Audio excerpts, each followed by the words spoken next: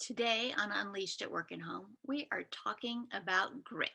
Last week on the podcast, I talked with Dr. Eric Hoffmeister about grit, and he and I got into all the psychology behind it and what it means. Today, I want to take it down to a more personal level and talk about what it means for you and how you can work on developing more grit in your own life. So let's back up a little bit and say, what is grit? Well, grit is a combination of passion and long term perseverance.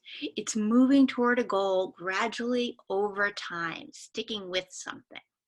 So it's a little bit different from diving in and getting really fixated on something for a while and then losing interest in moving on to the next thing. Grit is about staying power. It's staying in love, consistency over time toward a particular goal. So there are 5 elements of grit, and we're going to talk about those a little bit. But I also want to emphasize that you can develop grit. And I will share a story from my past to illustrate that point. So in high school, I was following my sister through high school, who was 2 years ahead of me. And my sister was the valedictorian. So year after year, as she went through school, she got straight A's and always took the AP classes and studied all night long. She was diligent. She was gritty. I was not.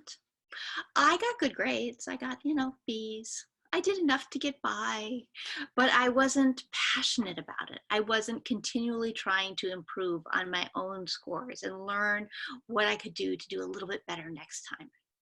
I still recall one night before final exams, I was using the study packet for my algebra class and doing the work in the packet to prepare for the exam. I thought that was all I needed to do. And I heard my sister say that she was going through every single homework assignment from the entire year and redoing every problem that she had gotten wrong on homework assignments. Not only did I have no idea what problems I had missed on all those homework assignments, I didn't even know where all those homework assignments were. I had not been tracking that and doing the continual improvement required to be really at the top of my class, which she was doing. So I thought, maybe I'm not so smart, maybe I'm not so gritty. Well, those things were both wrong. The piece that was missing for me was passion. So passion is a very important element of developing grit. And for me, the passion kicked in when I started working with dogs. So I became fascinated by dogs and dog behavior, and then as an adjunct to that, human behavior. And oh boy, did I develop grit. So the 5 characteristics that we want to be thinking about for grit are: first, passion. What are your interests? And you're going to have to dabble a little bit to figure out what are the things that light you up. It is completely reasonable, normal, and expected to have to try things out and find some that you really don't like before you find the ones that you really do, the ones that you're willing to commit to and that you feel a long-term enduring interest in. So first off, finding your passion.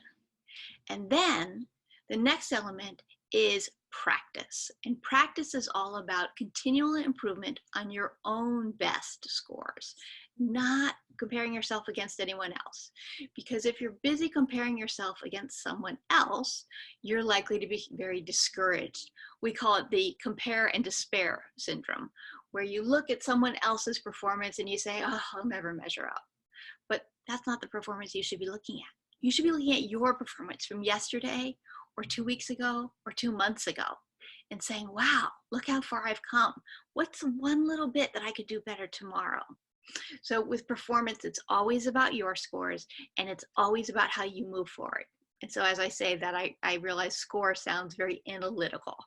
It's not always something so measurable, but if you can be continually looking at how can I do a little bit better, just a little bit better than I did before. That's the second element.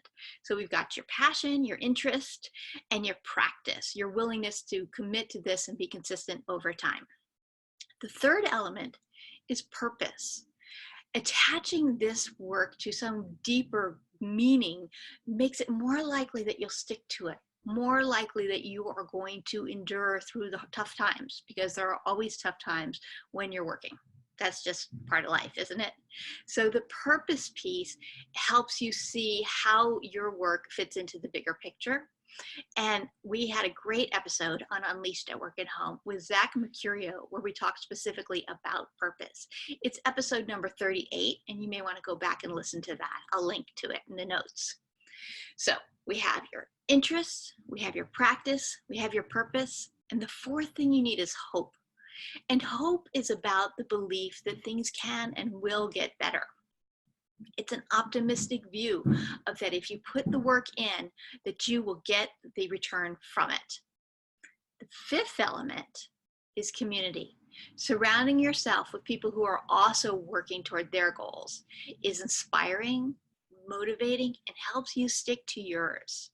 So you've got your interest, you've got your practice, your way of getting a little bit better each day.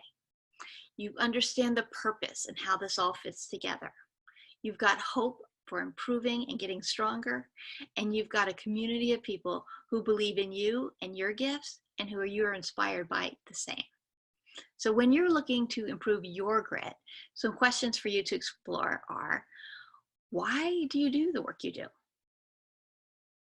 Why does it matter? What's one area that particularly interests you?